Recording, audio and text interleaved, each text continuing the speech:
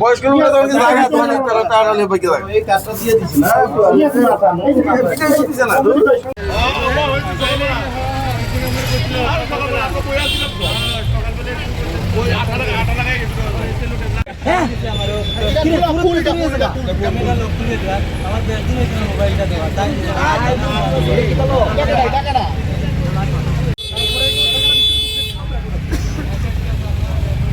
আচ্ছা, এখানে আমরা একটা ইনফরমেশন পাওয়ার পরে এরপরে খবর পাই আইছি, খবর পাই আওয়ানোর পরে দেখছি দুইজন লোক এটিএম যেটা টাকা বাইরে হয় এটার থেকে টাকাটা তারা বন্ধ করে রাখছে একটা কাঠের টুকরা দিয়ে, কাঠ না এটা এমন ইয়া জাতীয় আর কি, প্লাইউড জাতীয়।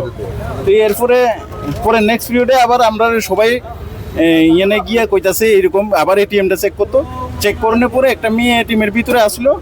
এরপরে এটিএম ভিতর থেকে যখন ওই কার্ডটা এই ভদ্রলোক যখন টান দিছে তখন 5,000 টাকা আবার আইয়া পড়ছে ওই মেয়েটার টাকা। তো এই মেয়েটার টাকাটা আবার তারে দিয়ে দিছে এইটুকু। কয়জনটা ধরছেন?